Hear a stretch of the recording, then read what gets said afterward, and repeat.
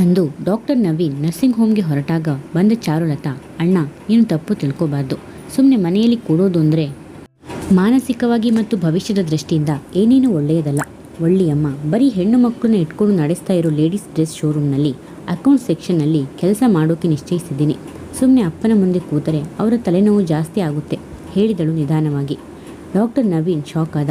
ಇಷ್ಟು ಬೇಗ ನಿರ್ಧಾರಕ್ಕೆ ಬರುತ್ತಾಳೆಂದು ತಿಳಿದಿರಲಿಲ್ಲ. ಅವನ ಬಾಯಿಂದ ಮಾತು ಹೊರಡುವುದೇ ಕಷ್ಟವಾಯಿತು. ಚಡಪಡಿಸಿದ. Don't be excited. ಆಕೆ ಶೋರೂಮ್ ಇರೋದು ಊರಿಂದ 20 ಮೈಲಿ ಆಚೆ ಇರುವ ಮೈಲಾಪುರದ ಬಳಿ. ಸಿಟಿಯಲ್ಲಿ ಒಂದು ಬ್ರಾಂಚ್ ಇರೋದ್ರಿಂದ ಅಲ್ಲಿಗೆ ಬರೋ ಜನ ಕಡಿಮೆನೆ. ಅದು ಎಕ್ಸ್ಕ್ಲೂಸಿವ್ ಲೇಡೀಸ್ ವೇರ್ ಶೋರೂಮ್. ಆದ್ದರಿಂದ ಏನೂ ತೊಂದರೆ ಇಲ್ಲ ಎಂದು ಅರ್ಥಗರ್ಭಿತವಾಗಿ ನುಡಿದಳು. ಯಾರಿಗೂ ಹರ್ಟ್ ಮಾಡುವುದು ಅವಳಿಗೆ ಉದ್ದೇಶವಿರಲಿಲ್ಲ. ಅಪ್ಪನ ಹತ್ರ ಕೇಳಿದ. ಹೇಳಬೇಕು, ಸದ್ಯಕ್ಕೆ ಸಮಯ ನೋಡಿ ಹೇಳಬೇಕು. ಸಾಧ್ಯವಾದರೆ ನೀನೇ ಹೇಳು ಎಂದ ಕೂಡಲೇ ಮೆಟ್ಟಿಬಿದ್ದ. ನಾನು ಈಗಾಗಲೇ ಅಪರಾಧಿ ಸ್ಥಾನದಲ್ಲಿದ್ದೀನಿ, ಅಂಥ ಧೈರ್ಯ ನನಗಿಲ್ಲ. ಅಪರಾಧ ಪ್ರಜ್ಞೆಯಿಂದ ನರಳಿದ. ಪ್ಲೀಸ್ ಹಾಗೆಲ್ಲ ಮಾತಾಡಬೇಡ. ನಿನ್ನದೇನು ಅಪರಾಧ ಮಹಾರಾಯ? ನೀರದ ಮುಂದೆ ಹಾಗೆಲ್ಲ ಮಾತಾಡಬೇಡ. ಈಗ ಹೋಗಿ ಬರೋಕೆ ಪರ್ಮಿಷನ್ ಕೊಡು, ನಾನು ಅಪ್ಪನಿಗೆ ಹೇಳ್ಕೋತೀನಿ ಎಂದಳು. ತಂದೆಯ ರೂಮಿಗೆ ಹೋದವಳು 10 ನಿಮಿಷದ ನಂತರ ಹೊರಗೆ ಬಂದು ಚಪ್ಪಲಿ ಮೆಟ್ಟಿ, ಬರ್ತೀನಿ ಅಣ್ಣ, ಸಂಜೆ ಮೀಟ್ ಆಗೋಣ, ಹೊರಟೇ ಬಿಟ್ಟಳು. ಚಾರು ಎಲ್ಲಿಗೆ ಹೋಗಿದ್ದು? ನೀರದ ಕೇಳಿದಾಗ ಮುಖ ತಿರುಗಿಸಿಕೊಂಡು ಸ್ಕೂಟರ್ ಹತ್ತಿದ. ಬಸ್ ಸ್ಟ್ಯಾಂಡ್ ಬಳಿ ಹೋಗುತ್ತಿದ್ದ ತಂಗಿಯ ಪಕ್ಕ ಸ್ಕೂಟರ್ ನಿಲ್ಲಿಸಿ, ಪ್ಲೀಸ್ ಇನ್ನಷ್ಟು ಯೋಚಿಸು, ಮುಂದೆ ಇದೊಂದು ದೊಡ್ಡ ತಪ್ಪಾಗಬಹುದು. ಒಂದು ಸಲ ಮೂರ್ತಿಯ ಹತ್ತಿರ ಮಾತಾಡಬೇಕಿತ್ತು ಹೇಳಿದ. ಅಣ್ಣನ ಕಡೆ ನೇರವಾಗಿ ನೋಡಿ, ಆಯಿತು ನಿನ್ನಿಷ್ಟ ಎಂದಿದ್ದಾರೆ. ಅನಗತ್ಯವಾಗಿ ಬೇರೆಯವರಿಗೆ ನಾವು ತಲೆನೋವಾಗಬಹುದು, ಅದೆಲ್ಲ ಬೇಡ ಸ್ಪಷ್ಟಪಡಿಸಿದಳು. ನಾನು ಡ್ರಾಪ್ ಮಾಡ್ತೀನಿ ಎಂದ ಮೆಲ್ಲಗೆ. ಬೇಡ, ಬಸ್ ಇದೆ, ಸುಮ್ಮನೆ ಯಾಕೆ ನಿನ್ನ ವೇಳೆ ಹಾಳು ಮಾಡ್ಕೋತೀಯಾ? Mister Naveen Kumar, don't worry, ತಾವು ಹೋಗಿ ಬರ್ಬೋದು, ನಾಟಕೀಯ ನಗುತ್ತಾ ನುಡಿದಳು. ಅರೆ ಮನಸ್ಸಿನಿಂದಲೇ ಹಿಂದಿರುಗಿದ ಡಾಕ್ಟರ್ ನವೀನ್ ಅವನಿಗೆ ಎದೆ ಭಾರವಾಗಿ ದುಃಖ ಒತ್ತರಿಸಿಕೊಂಡು ಬರುತ್ತಿತ್ತು. ತನಗೇಕೆ ಬೇಕಿತ್ತು ಈ ಅಮರ ಪ್ರೇಮಿಯ ಪಟ್ಟ? ಒಡಹುಟ್ಟಿದ ತಂಗಿಯ ಬಾಳಿಗಿಂತ ನೀರದ ಮುಖ್ಯವಾದಳೆ. ರೂಮಿಗೆ ಹೋದವನೇ ಬಾಗಿಲು ಹಾಕಿಕೊಂಡು ಕೂತ. ಮನಪೂರ್ವಕವಾಗಿ ಬಿಕ್ಕಿ ಬಿಕ್ಕಿ ಅತ್ತ. ಎದೆಯ ಭಾರ ಕಮ್ಮಿ ಆಗುವವರೆಗೆ ಹೊರಗೆ ನಿಂತ ನೀರದ ವಿಗ್ರಹವಾದಳು. ಪ್ರಾರಂಭದಲ್ಲಿ ಅಪಸ್ವರ. ಅವಳಿಗೆ ದಿಕ್ಕು ತೋಚದಂತಾಯಿತು. ಪೂಜಾ ಅವಳಿಗಿಂತ ಚೆನ್ನಾಗಿದ್ದಳು, ಹೆಚ್ಚು ಓದಿದವಳು, ಚೆನ್ನಾಗಿದ್ದ ಕುಟುಂಬದ ಮಗಳು. ವರದಕ್ಷಿಣೆ ವರೋಪಚಾರ ಕೊಡಬಲ್ಲವರಾಗಿದ್ದರು. ಜೊತೆ ತಂಗಿಯ ನಾದಿನಿ ಇದೆಲ್ಲ ಬಿಟ್ಟು ಡಾಕ್ಟರ್ ನವೀನ್ ಅವಳನ್ನು ಮದುವೆಯಾದ. ಡಾಕ್ಟರ್ ನವೀನ್ ತಾನೇ ಸಮಾಧಾನವಾಗಿ ಹೊರಗೆ ಬಂದಾಗ ನೀರದ ಗೊಂಬೆಯಂತೆ ನಿಂತಿದ್ದಳು. ಒಂದು ಕಪ್ ಕಾಫಿ ಮಾಡ್ಕೊಂಬ, ಅಡಿಗೆ ಬಿಸಿ ಇರುವಾಗಲೇ ಅಪ್ಪನಿಗೆ ಬಡಿಸು ಎಂದು ಬಾತ್ರೂಮಿಗೆ ಹೋಗಿ ಮುಖ ತೊಳೆದು ಬಂದ. ಕಾಫಿ ಹಿಡಿದು ಬಂದ ನೀರದ ತಟ್ಟೆ ಹಾಕಿದೆ ಅಂದಾಗ ದುರುಗುಟ್ಟಿಕೊಂಡು ಅವಳತ್ತ ನೋಡಿ, ಬೇಡ ಬರೀ ಕಾಫಿ ಸಾಕು, ಎದುರು ಮನೆ ಅಮ್ಮನ ಮನೆ ಅಂತ ಹೋಗಿ ಕೂತ್ಕೋಬೇಡ, ಅಪ್ಪನಿಗೆ ಹುಷಾರಿಲ್ಲ, ಇಲ್ಲೇ ಇದ್ದು ನೋಡ್ಕೊ, ಬಿರುಗಾಳಿಯಂತೆ ನುಡಿದು ಶೂ ತೊಟ್ಟು ಹೊರಟೇ ಹೋದ. ಕನಿಷ್ಠ ಕಾಫಿ ಕುಡಿಯುವ ಮನಸ್ಸು ಕೂಡ ಮಾಡಲಿಲ್ಲ. ಚಾರುಲತಾ 5ರ ಸುಮಾರಿಗೆ ಹಿಂದಿರುಗಿದಾಗ ನೀರದ ಮಂಕಾಗಿ ಕೂತಿದ್ದಳು. ಮುಖ ತೊಳೆದು ಬರುವವರೆಗೂ ಚಾರುಲತಾ ಏನೂ ಕೇಳಲಿಲ್ಲ. ಏನು ತಗೋತೀರಾ? ನೀರದ ಕೇಳಿದಳು. ಅಪ್ಪ ಹೇಗಿದ್ದಾರೆ? ನಾನೇ ಕಾಫಿ ಮಾಡ್ಕೊಂಬರ್ತೀನಿ. ಅಡುಗೆ ಮನೆಗೆ ಹೋದಳು. ಅಲ್ಲಿ ಪುಟ್ಟ ಕ್ಯಾಂಟೀನ್ ವ್ಯವಸ್ಥೆ ಇದ್ದುದರಿಂದ ಮಧ್ಯಾಹ್ನದ ಉಪಹಾರವಾಗಿತ್ತು. ದೊಡ್ಡ ಅಧಿಕಾರಿಯಿಂದ ಹಿಡಿದು ಪಾತ್ರೆ ತೊಳೆಯುವವರೆಗೂ ಎಲ್ಲ ಮಹಿಳೆಯರೇ. ಪ್ರತಿಯೊಂದು ಸೆಕ್ಷನ್ನಲ್ಲಿಯೂ ಅವರೇ ಕೆಲಸ ಮಾಡುತ್ತಿದ್ದರು. ಒಂದು ರೀತಿಯ ರಿಲ್ಯಾಕ್ಸ್. 3 ಕಪ್ ಕಾಫಿ ಮಾಡಿಕೊಂಡು ಬಂದು ನೀರದಾಗಿ 1 ಕಪ್ ಕೊಟ್ಟು ತಂದೆಯ ರೂಮಿಗೆ ಹೋದಳು. ಅವರು ಯಾವುದೋ ಹಳೆಯ ಕಡತಗಳನ್ನು ಮುಂದೆ ಹಾಕಿಕೊಂಡು ಕೂತಿದ್ದವರು ತಲೆ ಎತ್ತಿ, ಈಗ ಬಂದ್ಯಾ? ತೀರಾ ಬೇಸರವಾಯಿತು. ಇದನ್ನೆಲ್ಲ ತೆಗೆದಿಟ್ಕೊಂಡು ಕೂತೆ. ಇವನ್ನೆಲ್ಲ ಜೋಪಾನ ಮಾಡಿಟ್ಕೊಂಡಿದ್ಲು. ಎಲ್ಲ ಅವಳ ಆಸ್ತಿನೇ. ಅವಳು ಎತ್ತಿಟ್ಟ ಸಣ್ಣ ಪುಟ್ಟ ಸಾಮಾನುಗಳೆಲ್ಲ ಇದೆ, ಆದರೆ ಅವಳೇ ಇಲ್ಲ. ಇದೆಂಥ ವಿಪರ್ಯಾಸ ನೋಡು, ವಿಷಾದದ ನುಡಿಗಳನ್ನಾಡಿದರು. ಅವರ ಎದುರಿನಲ್ಲಿಯೇ ಕೂತು ಕಾಫಿ ಕಪ್ ಕೊಟ್ಟು ಕುತೂಹಲದಿಂದ ಅವನ್ನೆಲ್ಲ ಕೆದಕಿದಳು. ಮದುವೆಯಾದ ಹೊಸದರಲ್ಲಿ ಆಮೇಲೆ ಅವಳಮ್ಮ ಅವರಿಗೆ ಬರೆದ ಹಳೆಯ ಇಂಗ್ಲೆಂಡ್ ಲೆಟರ್ಸ್ಗಳು, ಕವರ್ಗಳು ಮತ್ತು ವಾಸುದೇವಯ್ಯ ಬರೆದ ಪತ್ರಗಳು ಕೂಡ ಇತ್ತು. ಬ್ಲ್ಯಾಕ್ ಆ್ಯಂಡ್ ವೈಟ್ ಜಮಾನದ ಕೆಲವು ಫೋಟೋಗಳಿತ್ತು. ಕವರ್ನಲ್ಲಿ ಹಳೆಯ ನೆನಪುಗಳನ್ನು ಮರುಕಳಿಸುವಂಥದ್ದೇ. ಕಾಫಿ ಕುಡಿದಿಟ್ಟ ಚಾರುಲತಾ ಅವನ್ನೆಲ್ಲ ಎತ್ತಿಟ್ಟು, ಸ್ವಲ್ಪ ರೂಮಿನಿಂದ ಹೊರಗೆ ಬನ್ನಿ ಪಪ್ಪ, ಆರಾಮಾಗಿ ನೀರದ ಜೊತೆ ಕೇರ ಮಾಡಬಹುದಲ್ಲ. ಹೇಗೂ ಸಂಜೆ ಮಾಮ ಸೊಸೆ ಸುತ್ತಾಡಿಕೊಂಡು ಒಂದಿಷ್ಟು ತರಕಾರಿ ತನ್ನಿ. ಬಲವಂತದಿಂದ ಹೊರಗೆ ಎಬ್ಬಿಸಿಕೊಂಡು ಬಂದಳು. ಅಂತೂ ಪ್ರಯಾಸದಿಂದ ಅವರಿಬ್ಬರನ್ನು ಹೊರಡಿಸಿ ಕೂತಳು ಒಂದೆಡೆ. 10 ಸಲ ಮಾಡಿದ ನಂತರ ಮೂರ್ತಿಯನ್ನು ಸಂಪರ್ಕಿಸಲು ಸಾಧ್ಯವಾಗಿದ್ದು. ಫೋನ್ ಇಡಬೇಡಿ, ಒಂದಿಷ್ಟು ಮಾತಾಡೋದಿದೆ ಎಂದಾಗ ಸಿಡುಕಿದ. ನನ್ನ ಟೈಮ್ ಹಾಳು ಮಾಡಬೇಡ, ನಿನ್ನ ಜೀವನ ನಿಂದು, ನನ್ನ ಸಲಹೆ ಸೂಚನೆ ನಿಂಗೆ ಬೇಕಿಲ್ಲ. ಮುಖದ ಮೇಲೊಡೆದಂತೆ ಫೋನ್ ಇಟ್ಟಿದ್ದ. ಬೆಳಕಿದೆ ಎಂದುಕೊಂಡವಳನ್ನ ಅವನ ಮಾತುಗಳು ಕತ್ತಲೆಯ ನಡುವೆ ನಿಲ್ಲಿಸಿತು. ಸುಂದರ ದಾಂಪತ್ಯದಲ್ಲಿ ಎಷ್ಟೊಂದು ದೊಡ್ಡ ಬಿರುಕು. ಹಠದಿಂದ ಅವನೊಂದಿಗೆ ವಾಸಿಸಿ ನರಕ ಸದೃಶವಾಗಿ ಬದುಕುವುದಕ್ಕಿಂತ ದೂರವಿದ್ದು ಬಿಡುವುದೇ ಶ್ರೇಯಸ್ಕರವಾಗಿ ಕಂಡಿತು. ಅಷ್ಟರಲ್ಲಿ ನೀರದಳ ಅಮ್ಮ ಬಂದು ಕೂತರು ಅವಳ ಮುಂದೆ. ಬೆಳಗಿನಿಂದ ಕಾಣಲೇ ಇಲ್ಲ ಎಂದರು ಅತ್ತಿತ್ತ ನೋಡಿ. ಇರಲಿಲ್ಲ ಅಷ್ಟೇ ನುಡಿದದ್ದು. ಈಗ ಅವಳಿಗೆ ಮಾತು ಬೇಕಿರಲಿಲ್ಲ. ಅವರಿಗೆ ಅರ್ಥವಾಗಬೇಕಲ್ಲ. ಆಕೆ ಮಾತನಾಡಲೆಂದೇ ಬಂದಿದ್ದರು. ಅಪ್ಪ ಮನೆಯಲ್ಲಿದ್ದಾರೆ ಎಂದಳು ಚಾರುಲತಾ. ಆಕೆ ಹೆಚ್ಚು ಕಡಿಮೆ ಮಾತಾಡುವುದು ಬೇಕಿರಲಿಲ್ಲ. ನಿನ್ನ ಕರ್ಕೊಂಡು ಹೋಗೋಣ ಅಂತ ಬಂದೆ ಅಂದರು ಆಕೆ. ಅಯ್ಯೋ ಅದೇನೋ ದೊಡ್ಡ ವಿಷಯ, ನಾನು ನಿಮ್ಮ ಮನೆಗೆ ಬರೋಕೆ ಕರಿಬೇಕಾ? ದಿನಕ್ಕೆ ಒಂದೆರಡು ಸಲ ಬರ್ತಾ ಇದ್ದೆ. ಇರಿ, ನೀರದನ ಕರಿತೀನಿ, ಬಿಡಿಸಿಕೊಂಡು ಎದ್ದು ಹೋದಳು. ಅಡುಗೆ ಮನೆಯಲ್ಲಿದ್ದ ನೀರದನ ಹೊರಗೆ ಕಳಿಸಿ ತಾನು ಅಲ್ಲೇ ಉಳಿದಳು. ಅವರು ಕೇಳೋ ಕೆಲವು ಪ್ರಶ್ನೆಗಳಿಗೆ ಉತ್ತರಿಸಲಾರಳು. ಮದುವೆಯಾದ ಕೆಲವು ದಿನಗಳವರೆಗಾದರೂ ಸಂಭ್ರಮ ಉಳಿಯಬೇಕಿತ್ತು. ಈಗಾಗಲೇ ಕತ್ತಲೆ ಬೆಳಕಿನಾಟ. ಒಂದು ಲೋಟ ಹಾರ್ಲಿಕ್ಸ್ ಬೆರೆಸಿ ಆಕೆಯ ಮುಂದಿಟ್ಟು ಕೈಯರಿಸಿಕೊಳ್ಳುತ್ತಾ ರೂಮಿಗೆ ಹೋದಳು.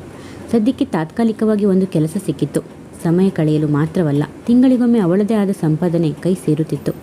ವಿವಾಹವಾದ ಹೆಣ್ಣು ತವರು ಮನೆಗೆ ಪರಕೀಯಳಾಗಿ ಬಿಡುತ್ತಾಳೆ. ಇದು ಅವಳಿಗೆ ಗೊತ್ತು. ಈಗ ಮೊದಲಿನ ಹಕ್ಕು ಸ್ವತಂತ್ರ ಎರಡೂ ಇಲ್ಲ. ಕಣ್ಣಿಂದ ಹರಿದ ಕಂಬನಿಯ ಬಿಂದುಗಳು ಅತ್ತಿತ್ತ ಸರಿದು ಹೋದವು. ಚಾರು, ನಿನ್ನ ಫ್ರೆಂಡ್ಸ್ ಬಂದಿದ್ದಾರೆ. ನೀರದ ಬಂದು ವಿಷಯ ಮುಟ್ಟಿಸಿದಾಗ ಹೊರಗೆ ಬಂದಳು. ಕಮಲ ಇವಳ ಸಹಪಾಠಿ ಮಾತ್ರವಲ್ಲ, ಮೂರ್ತಿಯ ತಾಯಿಯ ಕಡೆಯ ದೂರದ ಸಂಬಂಧಿ. ಆಗಾಗ ಆ ಮನೆಗೆ ಬಂದು ಹೋಗುವಷ್ಟು ನೆಂಟಸ್ತಿಕೆ ಇತ್ತು.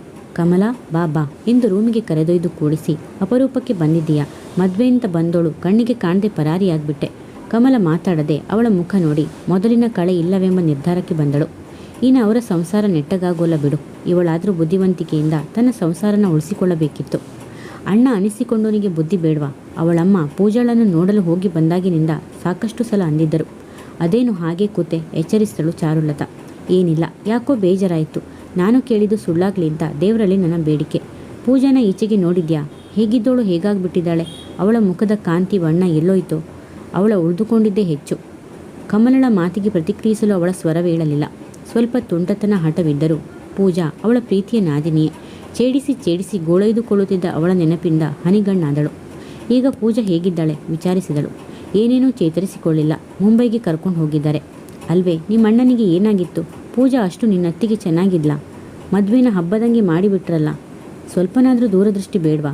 ಯುಗಂಧರ್ ಮಾವ ಬಾಡಿಗೆಗೆ ಕೊಟ್ಟಿದ್ದ ಮನೆನ ನರ್ಸಿಂಗ್ ಹೋಮ್ ಮಾಡೋಕ್ಕೆ ಬಿಡಿಸಿಕೊಡ್ತೀನಿ ಅಂದರಂತಲ್ಲ. ಇನ್ನು ಸಾಕಷ್ಟು ಕೊಟ್ಟಿರೋರು. ಅದು ಅಲ್ಲದೆ ನಿನ್ನ ಭವಿಷ್ಯದ ದೃಷ್ಟಿಯಿಂದಲಾದರೂ ಪೂಜಾ ಈ ಮನೆಗೆ ತಂದ್ಕೋಬೇಕಿತ್ತು. ಅವಳು ಸ್ವಲ್ಪ ನಾಲಿಗೆ ಉದ್ದಕ್ಕೆ ಚಾಚಿದಳು. ಮನಸ್ಸಿನಲ್ಲಿದ್ದದನ್ನು ಆಡಿಬಿಡುವಂಥವಳು. ಚಾರುಲತಾ ತಾಳ್ಮೆ ಕಳೆದುಕೊಳ್ಳಲಿಲ್ಲ. ನವೀನ್ ನೀರದ ಮಧ್ಯೆ ಲವ್ ಅಫೇರ್ಸ್ ಇತ್ತು. ಅವರ ಮನೆಯವರು ನಮ್ಮ ತಾಯಿ ಸತ್ತಾಗ ಸಾಕಷ್ಟು ಮಾಡಿದರು. ಅದೊಂದು ಕೃತಜ್ಞತೆ ಕೂಡ ನಮ್ಮ ಮೇಲಿತ್ತು, ಸ್ಪಷ್ಟಪಡಿಸಿದಳು. ವ್ಯಾವಹಾರಿಕವಾಗಿ ಈ ಜನ ಸ್ವಲ್ಪ ಡಲ್ ಎನಿಸಿತು ಕಮಲಾಗೆ. ಅಂಥ ಉತ್ತಮ ಸಂಬಂಧ ಸಿಗೋವಾಗ ಎದುರು ಮನೆ ಹುಡುಗಿಗಾಗಿ ನೇತು ಬೀಳಬೇಕಿತ್ತೆ. ಚಾರು, ನೀನು ಹೇಳೋದು ವ್ಯಾವಹಾರಿಕವಾಗಿ ಏನೇನೂ ಸರಿಯಿಲ್ಲ. ನಿಮ್ಮಣ್ಣ ಮಾಡಿರೋದು ಬರೀ MBBS. ಇಷ್ಟಕ್ಕೆ ಮುಗಿದರೆ ಏನೇನೂ ಭವಿಷ್ಯವಿಲ್ಲ. ಇದನ್ನೆಲ್ಲ ಯೋಚಿಸಬೇಕಿತ್ತು. ನಿಮ್ಮಣ್ಣ ಮಜ್ನು ಬಿಡಮ್ಮ. ಈಗ ನಿನ್ನ ಭವಿಷ್ಯದ ಬಗ್ಗೆ ಏನು ಹೇಳ್ತಾನೆ? ಆರಾಮಾಗಿ ಡೈವೋರ್ಸ್ ತಗೋತಾರೆ, ಇನ್ನೊಂದು ಹೆಣ್ಣನ್ನು ತಂದ್ಕೋತಾರೆ. ನಿನ್ನ ತಲೆ ಮೇಲೆ ನೀನು ಕಲ್ಲು ಎತ್ತಿ ಹಾಕ್ಕೊಂಡೆ. ಸ್ವಲ್ಪ ಉದ್ವೇಗದಿಂದ ಕಮಲ ನುಡಿದಾಗ ಆರಾಮಾಗಿ ನಕ್ಕು ಬಿಟ್ಟಳು ಚಾರುಲತಾ. ಅವರಾಗಿ ಕಲ್ಲು ಎತ್ಕೊಂಡು ಅವರ ತಲೆ ಮೇಲೆ ಹಾಕಿಕೊಳ್ಳೋದು ಕಷ್ಟ. ಬೇಕಾದರೆ ಕಾಲ ಮೇಲೆ ಹಾಕೋಬಹುದು. ನೀನು ಚಿಂತಿಸೋ ರೀತಿಯಲ್ಲಿ ನಾನು ಚಿಂತಿಸಲಿಲ್ಲ. ಅದಕ್ಕಾಗಿ ಖಂಡಿತ ಪಶ್ಚಾತ್ತಾಪವಿಲ್ಲ. ಒಂದಿಷ್ಟು ಸಮಸ್ಯೆಗಳು ಕಮ್ಮಿ ಆಯಿತು ಅಷ್ಟೆ. ಏನಾದರೂ ತರ್ತೀನಿ, ಕೂತ್ಕೊಂಡಿರು, ಮೇಲೆದ್ದು ಹೋದಳು. ನೀರದ ಅವಳ ತಾಯಿ ಇನ್ನು ದನಿ ತಗ್ಗಿಸಿ ಮಾತಾಡುತ್ತಿದ್ದರು. ಅವಳ ಕೆನ್ನೆಗಳ ಮೇಲೆ ಅತ್ತ ಗುರುತಿತ್ತು. ನೀರದಳ ಕೈ ಹಿಡಿದು ಒಳಗೆ ಕರೆದೊಯ್ದು ಸಣ್ಣ ಪುಟ್ಟ ವಿಷಯಗಳನ್ನು ದೊಡ್ಡ ಸಮಸ್ಯೆಯನ್ನಾಗಿ ಮಾಡಿಕೊಂಡು, ಆಂಟಿಗೆ ಹೇಳ್ತೀರಾ? ಕೌಂಟಿಂಗ್ ಡೇಸ್ ಅಂತ ಡಾಕ್ಟ್ರು ಹೇಳಿದ್ದಾರೆ. ಒಂದಿಷ್ಟು ನೆಮ್ಮದಿಯಾಗಿರೋಕೆ ಬಿಡಿ. ಅದು ಅಲ್ಲದೆ ನಿಮಗೆ ಅಂಥದ್ದೇನಾಗಿದೆ? ಕನಸು ಕಂಡ ರಾಜಕುಮಾರ ನಿಮ್ಮ ಕೈ ಹಿಡಿದಿದ್ದಾನೆ. ಅತ್ತೆ ಮನೆ ಅಪರಿಚಿತ ಸ್ಥಳವಲ್ಲ. ಇಲ್ಲಿನವರು ಕೂಡ ಕಾಣದ ಜನವಲ್ಲ. ನೀವು ಸುಖಿ. ಇಲ್ಲದೆಲ್ಲ ಕಲ್ಪಿಸಿಕೊಳ್ಳಬೇಡಿ, ಬುದ್ಧಿ ಹೇಳಿದಳು. ನೀರದ ಇನ್ನಷ್ಟು ಕಣ್ಣೀರು ಸುರಿಸಿ ತೊಡೆದುಕೊಂಡು ಹೋದಳು. ಡಬ್ಬಿಯಲ್ಲಿದ್ದ ಚಕ್ಕುಲಿಯನ್ನು ತಟ್ಟೆಗೆ ಹಾಕಿಕೊಂಡು ನೀರಿಡಿದು ಹೋದಳು. ಅವಳಲ್ಲಿನ ಅಳುಕು ಒಂದಿಷ್ಟು ಕಮ್ಮಿ ಆಗಿತ್ತು. ಸಮಸ್ಯೆಗಳು ಹೇಗೆ ಬಂದರೂ ಎದುರಿಸುವ ಆತ್ಮವಿಶ್ವಾಸ ಅವಳದು. ತಗೋ, ಇಷ್ಟೊತ್ತು ನನ್ನ ವಿಷಯ ಮಾತಾಡಿದೆ, ಸಾಕು ಬಿಡು. ಈಗ ಬೇರೆ ಏನಾದರೂ ಮಾತಾಡು. ನೀನೇನು ಮಾಡ್ತೀಯಾ ಕೇಳಿದಳು. ಸ್ವಂತ ವಿಷಯ ಬೇರೆಯವರು ಹಿಗ್ಗ ಮುಗ್ಗ ಎಳೆದಾಡುವುದು ಬೇಕಿರಲಿಲ್ಲ.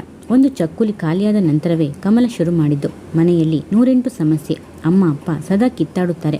ಅವರಿಗೆ ಚೆನ್ನಾಗಿ ಸಂಪಾದನೆ ಇದ್ದಾಗ ಸ್ವಂತಕ್ಕೆ ಒಂದು ಮನೆ ಕೂಡ ಮಾಡಲಿಲ್ಲ. ಸ್ವಪ್ರತಿಷ್ಠೆಗಾಗಿ ಸಿಕ್ಕಿದವರೆಲ್ಲ ಮಾಡಿದ್ರು. ಈಗ 2 ಹೆಣ್ಣು ಮಕ್ಕಳಿಗೆ ವಿವಾಹವಾಗಬೇಕು. ನಮ್ಮ ಅಣ್ಣನದು ಟೆಂಪರರಿ ನೌಕರಿ. ನಿನ್ನ ಮದುವೆಗೆ ಯಾರೂ ಕೈ ಹಾಕಬೇಡಿ, ನೆಮ್ಮದಿಯಿಂದ ಬಿಟ್ಬಿಡಿ. ನನ್ನ ಸಂಬಳದಲ್ಲಿ 75% ಮನೆಗೆ ಕೊಡ್ತೀನಿ. ಒಪ್ಪತ್ತು ಊಟ, ಮಲಗೋಕೆ ಒಂದಿಷ್ಟು ಜಾಗ ಕೊಡಿ ಅಂತಾನೆ. ಇಷ್ಟೇ ನೋಡು ನಮ್ಮ ಮನೆ ವಿಷಯ, ಬೇಸರ ವ್ಯಕ್ತಪಡಿಸಿದಳು. ಮಹಾರಾಯ್ತಿ, ಇದು 100ಕ್ಕೆ 90 ಮನೆಗಳಲ್ಲಿ ಸಾಧಾರಣ ಸಾಮಾನ್ಯ ವಿಷಯ. ಇದರಲ್ಲಿ ಅತಿಶಯವೇನಿಲ್ಲ. ಸುಮ್ಮನೆ ಪರಿಹಾರ ಹುಡುಕಿದರೆ ತಲೆ ಕೆಡುತ್ತೆ, ವಿನಃ ಸಾಲ್ವ್ ಆಗೋಲ್ಲ. ಹೀಗೆಯೇ ಉರುಳಿಕೊಂಡು ಹೋಗುತ್ತೆ. ಸದ್ಯಕ್ಕೆ ಅಪ್ಪನ ಪ್ರತಿಷ್ಠೆಗೆ ಜೋತು ಬೀಳದೆ ನೀನು ನಿನ್ನಕ್ಕ ಒಂದು ಕೆಲಸ ಹುಡುಕಿಕೊಂಡರೆ ಮನೆಗೆ ಸಹಾಯವಾಗದಿದ್ದರೂ ನಿಮ್ಮ ಸ್ವಂತ ಖರ್ಚು ವೆಚ್ಚಗಳನ್ನು ನೀವು ನೋಡ್ಕೋಬಹುದು. ಚಾರುಲತಳ ಮಾತುಗಳು ಸರಿ ಎನಿಸಿದರೂ ಅವಳ ಜನ್ಮದಾತರ ಒಪ್ಪಿಗೆ ಸಿಗುವುದಿಲ್ಲವೆಂದು ಅವಳಿಗೂ ಗೊತ್ತು. ಒಪ್ಪೋಲ ಕಣೆ. ಅಪ್ಪನ ಮುಂದೆ ಅಪ್ಪಿತಪ್ಪಿ ಇಂಥ ಸುದ್ದಿ ಎತ್ತಿದರೆ ಅವರು ತಮ್ಮ ಕಳೆದು ಹೋದ 3 ಜನರೇಷನ್ನ ವೈಭವ ನೆನೆಸ್ಕೊಂಡು ಹಲಬೋಕೆ ಶುರು ಮಾಡ್ತಾರೆ. ಏನು ಮಾಡೋದು ಒಂದು ತೋಚೋಲ್ಲ. ಚಕ್ಕುಲಿ ತಟ್ಟೆ ಕೆಳಗಿಟ್ಟಳು. ತಲೆ ಕೆಟ್ಟಂತಾಯಿತು ಕಮಲಳಿಗೆ. ಕಾಫಿಯ ನಂತರ ಕಮಲನ ಬಸ್ಸು ಹತ್ತಿಸಲು ಚಾರುಲತಾ ಅವಳೊಂದಿಗೆ ಹೊರಟಾಗ ಮಧ್ಯೆ ದಾರಿಯಲ್ಲಿ ನಿಂತು, ಕಮಲ ಮುಂದೇನು ಮಾಡ್ತೀಯಾ? ಬಹುಶಃ ಇಷ್ಟೆಲ್ಲ ಆದಮೇಲೆ ಮೂರ್ತಿ ಅಣ್ಣ ನಿನ್ನ ಜೊತೆ ಸಂಸಾರ ಮಾಡೋಕ್ಕೆ ಇಷ್ಟಪಡೋಲ್ಲ. ಅವಳ ದನಿಯಲ್ಲಿ ವಿಷಾದ ಇಣುಕಿತು. ಆಯಿತು ಆಗಲಿ, ಅದಕ್ಕೇನೋ ಮಾಡೋಕ್ಕಾಗುತ್ತೆ. ಕಾಲ ಅದಕ್ಕೆಲ್ಲ ಪರಿಹಾರ ಸೂಚಿಸುತ್ತೆ. ಈಗ ಪೂಜಾ ಹುಷಾರಾಗಿದ್ದಾಳಂತ ಆ ಉದ್ದೇಶ ಇಟ್ಕೊಂಡು ನವೀನಣ್ಣನ ಜೊತೆಯಲ್ಲಿ ಓಡಾಡ್ತಾ ಇದ್ದಾಳೆಂದು ಗೊತ್ತಾಗಿದ್ದರೆ ಮೊದಲೇ ಎಚ್ಚರಿಸ್ತಾ ಇದ್ದೆ. ಅವೆಲ್ಲ ಕಳೆದು ಹೋದುದಲ್ವಾ ಎಂದವಳು. ಬಸ್ಸು ರೆಡಿಯಾಗಿದೆ ನೋಡು. ಮುಂದಿನ ಬಸ್ಸು ಅಂದರೆ ಇನ್ನರ್ಧ ಗಂಟೆ ಕಾಯಬೇಕು. ಯಾವಾಗಲಾದರೂ ಬಾ ಬೀಳ್ಗೊಟ್ಟಳು. ಎದುರಿಂದ ಬಂದ ಡಾಕ್ಟರ್ ನವೀನ್ ಅವಳ ಪಕ್ಕ ಸ್ಕೂಟರ್ ನಿಧಾನಿಸಿ, ಇವಳು ಯಾವಾಗ ಬಂದ್ಲು ಎಂದವನು. ಬೇಗ ಹತ್ಕೋ ಹೇಳಿದ. ಸ್ಕೂಟರ್ ಮುಂದಕ್ಕೆ ಹೋಗುವ ಬದಲು ಹಿಂದಕ್ಕೆ ತಿರುಗಿಸಿಕೊಂಡಾಗ ಅವಳಿಗೆ ಆಶ್ಚರ್ಯವಾದರೂ ಕೇಳಲಿಲ್ಲ. ಒಂದು ರೆಸ್ಟೋರೆಂಟ್ನ ಮುಂದೆ ನಿಂತಿತು. ಹೊಟ್ಟೆ ಹಸಿತಾ ಇದೆ, ಒಂದಿಷ್ಟು ಏನಾದರೂ ಹಾಕ್ಕೊಂಡು ಹೋಗೋಣ ನಗುತ್ತಾ ಅಂದು ಒಳ ನಡೆದಾಗ ಹಿಂಬಾಲಿಸಿದಳು ಮೌನವಾಗಿ. ಮದುವೆಯಾಗಿ ಕನಿಷ್ಠ ತಿಂಗಳು ಕಳೆಯುವ ಮುನ್ನವೇ ಮನೆಯ ಬಗ್ಗೆ ಇಷ್ಟೊಂದು ಉದಾಸ ಭಾವ ಒಳ್ಳೆಯದಲ್ಲವೆನಿಸಿತು. ಬಾಂಬೆ ಬಜ್ಜಿ ಮಸಾಲ ದೋಸೆಗೆ ಆರ್ಡರ್ ಮಾಡಿ ಕೈ ತೊಳೆದು ಬಂದು ಕೂತ. ನೇರವಾಗಿ ಅವನನ್ನು ನೋಡಿದಳು. ಅದೇನು ಹಾಗೆ ನೋಡ್ತೀಯಾ ಕೇಳಿದ ಹುಬ್ಬೆತ್ತಿ. ವಿವಾಹ ನಿನ್ನ ವ್ಯಕ್ತಿತ್ವ, ನಿನ್ನ ಮುಖದ ಮೇಲೆ ಎಂಥ ಪರಿಣಾಮ ಬೀರಿದೆ ಅಂತ ಟೆಸ್ಟ್ ಮಾಡ್ತಾ ಇದ್ದೀನಿ. ಕ್ರಾಪ್ನ ಒರಟಾಗಿ ಎಡಗೈಯಿಂದ ಹಿಂದಕ್ಕೆ ತಳ್ಳಿಕೊಂಡ. ಮಣ್ಣಾಗಟ್ಟಿ ಬೀರಿದೆ. ನಿಟ್ಟುಸಿರು ದಬ್ಬಿದ. ಎಷ್ಟೊತ್ತಿಗೆ ಬಂದೆ? ನಾನೇನೋ ಬೇಗನೆ ಬಂದೆ, ನೀನೇ ಲೇಟು. ನಮಗೇನು ಟೈಮಿಂಗ್ಸ್ ಇಲ್ಲ. 10 to 5 ಸರ್ಕಾರಿ ಜಾಬ್ ಅಲ್ಲ. ಮಾಡಿದಷ್ಟೇ ಕೆಲಸ, ಕೊಟ್ಟಷ್ಟೇ ಸಂಬಳ. ಇವತ್ತು ನೈಟ್ ಕೂಡ ಮಾಡಬೇಕು. ನನ್ನ ಕೊಲೀಗ್ ಡಾಕ್ಟರ್ ಮಹೇಶ್ ಮುಂಬೈಗೆ ಹೋಗಿದ್ದಾರೆ. ಇಲ್ಲಿ ಹೊಟ್ಟೆ ತುಂಬ ತಿಂಡಿ ತಿಂದರೆ ನರ್ಸಿಂಗ್ ಹೋಮ್ಗೆ ಹೋಗೋ ಮೊದಲು ಊಟ ಮಾಡ್ಕೊಂಡು ಹೋಗ್ಬೋದು ಎಂದ ಕರ್ಚೀಪ್ನಿಂದ ಮುಖವನ್ನು ಒರೆಸಿಕೊಳ್ಳುತ್ತಾ. ಡಾಕ್ಟರ್ ನವೀನ್ಗೂ ನೈಟ್ ಡ್ಯೂಟಿ ಇರುತ್ತಿತ್ತು. ನೀನೇ ಏನಾದರೂ ನೈಟ್ ಡ್ಯೂಟಿ ಹಾಕಿಸಿಕೊಂಡ್ಯಾ ಪ್ರಶ್ನಿಸಿದಳು. ಅದೆಲ್ಲ ಬಿಡು, ಹೇಗಿತ್ತು ಕೆಲಸ ವಿಚಾರಿಸಿದ. ಇದು ಮೇಲ್ಮುಖಕ್ಕೆ ಬಂದ ಪ್ರಶ್ನೆಯೇ. ಅವನಿಂದು ನರ್ಸಿಂಗ್ ಹೋಮ್ಗೆ ಹೋಗಿಯೇ ಇಲ್ಲ. ನಿವೇದಿತಾ ಲೇಡೀಸ್ ವೇರ್ ಶೋರೂಮ್ ಬಗ್ಗೆ ಸಾಕಷ್ಟು ವಿಚಾರಿಸಿಕೊಂಡಿದ್ದ. ತೃಪ್ತಿಯಾಗಿತ್ತು. ಎಲ್ಲ ಚೆನ್ನಾಗಿದೆ. ಕ್ಯಾಂಟೀನ್ ಸೌಲಭ್ಯವಿದೆ. ಅಲ್ಲಿ MDಯಿಂದ ಅಟೆಂಡರ್ವರೆಗೂ ಲೇಡೀಸೇ. ಒಂದು ಆದರ್ಶ ಇಟ್ಕೊಂಡು ಪ್ರಾರಂಭಿಸಿದ ಉದ್ಯಮ. ಎಷ್ಟೋ ಜನ ಮಹಿಳೆಯರ ಜೀವನಕ್ಕೆ ಒಂದು ದಾರಿಯಾಗಿದೆ. ಇದ್ದುದನ್ನು ಸ್ಪಷ್ಟವಾಗಿ ಉಸಿರಿದಳು. ಬಾಂಬೆ ಬಜ್ಜಿ ದೋಸೆ ಮುಗಿದ ಮೇಲೆ ವೇಟರ್ನ ಕಾಫಿ ನಿಧಾನವಾಗಿ ತರಲು ಹೇಳಿ, ಮೂರ್ತಿಗೆ ಫೋನ್ ಮಾಡಿದ್ಯಾ? ಅವರು ನಿಜವಾಗ್ಲೂ ಫೋನ್ನಲ್ಲಿ ಸಿಕ್ಕರಾ ಕೇಳಿದ. ಹೌದೆಂದು ತಲೆದೂಗಿದಳು. ಮುಚ್ಚಿಡುವುದರಿಂದ ಮತ್ತಷ್ಟು ಸಮಸ್ಯೆಗಳೆಂದು ಅವಳಿಗೆ ಗೊತ್ತು. ಹೌದು, ನನ್ನ ಮಾತು ಕೇಳೋ ಆಸಕ್ತಿ ಅವರಿಗೆ ಇರಲಿಲ್ಲ. ನನ್ನ ಬದುಕಿನ ಹೇಗೆ ಬೇಕಾದರೂ ರೂಪಿಸ್ಕೋ, ಅದಕ್ಕೆ ನನ್ನ ಸಲಹೆ ಸೂಚನೆ ಏನು ಬೇಡ ಅನ್ನೋ ತರಹ ಮಾತಾಡಿದರು. ಹಲ್ಮುಡಿ ಕಚ್ಚಿ ಮುಷ್ಟಿ ಬಿಗಿ ಹಿಡಿದು ಟೇಬಲ್ ಮೇಲೆ ಒತ್ತಿಡಿದ. ಅವನಿಗೆ ಒಂದು ಕೈ ತೋರಿಸ್ತೀನಿ ಕನಲಿದ. ಏನು ತೋರಿಸ್ತೀಯಾ ಶಾಂತವಾಗಿ ಕೇಳಿದಳು. ಆಮೇಲೆ ಗೊತ್ತಾಗುತ್ತೆ ಸಿಡಿದ. ಸುಮ್ಮನೆ ವಿವೇಕ ಕಳ್ಕೋಬೇಡ. ಯಾರಾದರೂ ಮುಖ ತಿರುಗಿಸ್ಕೊಂಡ್ರೆ 10 ನಿಮಿಷ ಅಲ್ಲಿ ಕೂಡೋಕ್ಕಾಗಲ್ಲ. ಅಂಥದ್ರಲ್ಲಿ ಇಷ್ಟವಿಲ್ಲದವರೊಂದಿಗೆ ಸಂಸಾರ ಮಾಡೋಕ್ಕಾಗತ್ತಾ? ಹೆಣ್ಣಿಗೆ ಸ್ವಾಭಿಮಾನ ಇರುತ್ತೆ. ದಯವಿಟ್ಟು ಇನ್ನು ಯಾವ ಪ್ರಯತ್ನಗಳು ಬೇಡ. ವೇಟರ್ಗೆ ಕಾಫಿಗೆ ಹೇಳು. ಪಾಪ ನೀರದ ಕಾಯ್ತಾ ಇರ್ತಾಳೆ ಅವಸರಿಸಿದಳು ಪ್ರಸನ್ನವಾಗಿಯೇ. ತಂಗಿಯ ಕಣ್ಣುಗಳನ್ನು ನೋಡಿದ. ಪ್ರಶಾಂತವಾಗಿತ್ತು. ಅಸಹನೆ, ಆಕ್ರೋಶ ಅಂಥದ್ದೇನಿರಲಿಲ್ಲ. ಈಗ ಅವನಿಗೆ ತನ್ನ ತಪ್ಪಿನ ಪ್ರಮಾಣ ಇನ್ನೂ ಹೆಚ್ಚೆನಿಸಿತು. ನೋಟ ನೆಲ ನೋಡಿತು. ನಾನು ದೊಡ್ಡ ತಪ್ಪು ಮಾಡಿದೆ ಮುಖ ಹಿಂಡಿದ. ಚಾರುಲತಾ ಬೆಚ್ಚಿ ಬಿದ್ದಳು.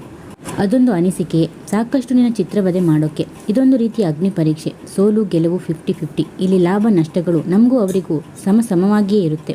ಯಾವುದನ್ನು ಚಾಲೆಂಜ್ ಆಗಿ ಸ್ವೀಕರಿಸಿದಾಗಲೇ ಜೀವನಕ್ಕೊಂದು ಅರ್ಥ. ಮಾತು ಸಾಕೆನಿಸಿತು. ಮನೆಗೆ ಹಿಂದಿರುಗಿದಾಗ ನೀರದ ಮಂಕಾಗಿ ನಿಂತಿದ್ದಳು. ಅವಳು ಪದೇ ಪದೇ ತಾಯಿ ಮನೆಗೆ ಹೋಗಿ ಬರುವುದಿತ್ತು. ಅವರಿಗೆ ಆತಂಕ. 108 ಪ್ರಶ್ನೆಗಳನ್ನು ಸುತ್ತಿಕೊಂಡು ಕಂಗೆಡಿಸುತ್ತಿತ್ತು. ಒಪ್ಪಿಕೊಳ್ಳಿ ಎಂದವಳು ಒಳಗೋದಳು. ಚಾರುಲತೆಗೆ ಒಂದು ರೀತಿಯ ಹಿಂಸೆ ಎನಿಸಿತು. ಅವರಿಬ್ಬರ ಮಧ್ಯೆ ಮೌನವಾಗಿ ಹೊಗೆಯಾಡುವ ಬೇಸರಕ್ಕೆ ತಾನು ಸ್ವಲ್ಪ ಮಟ್ಟಿಗೆ ಕಾರಣವೆನಿಸಿತು. ನಿವೇದಿತಾ ನ್ಯೂ ಲೇಡೀಸ್ ವೇರ್ ಸಂಸ್ಥೆಯ ಒಂದು ವರ್ಕಿಂಗ್ ವುಮೆನ್ಸ್ ಹಾಸ್ಟೆಲ್ ಇತ್ತು. ಅಲ್ಲಿ ಯಾಕೆ ತಾನು ಜಾಯಿನ್ ಆಗಿ ಬಿಡಬಾರದು? ಎಲ್ಲ ಕಗ್ಗಂಟಾಗಿಯೇ ಕಂಡಿತು. ಪ್ರಿಯ ವೀಕ್ಷಕರೇ, ಈ ಕಥೆ ನಿಮಗೆ ಇಷ್ಟವಾದರೆ ಒಂದು ಲೈಕ್ ಮಾಡಿ, ಕಮೆಂಟ್ಸ್ ಮಾಡಿ, ಶೇರ್ ಮಾಡಿ, ಸಬ್ಸ್ಕ್ರೈಬ್ ಮಾಡಿ ಮತ್ತು ಬೆಲ್ ಐಕಾನ್ ಕ್ಲಿಕ್ ಮಾಡಿ. ಇದರಿಂದ ನನ್ನ ಎಲ್ಲ ವಿಡಿಯೋಗಳ ನೋಟಿಫಿಕೇಷನ್ ನಿಮಗೆ ಬೇಗನೆ ತಲುಪುತ್ತದೆ. ಕಥೆ ಕೇಳಿದ್ದಕ್ಕೆ ಧನ್ಯವಾದಗಳು.